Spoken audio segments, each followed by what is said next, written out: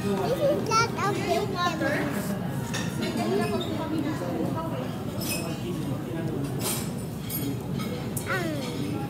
Ano ba yung kinain mo kanina? Strawberry. Ice cream. Ice cream. Sabihin mo ah. ice cream na kain.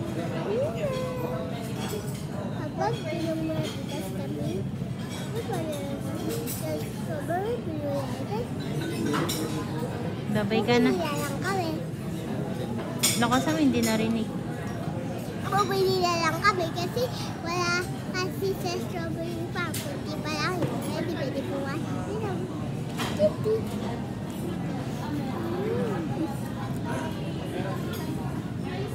Ano pa Bye sasabihin? guys!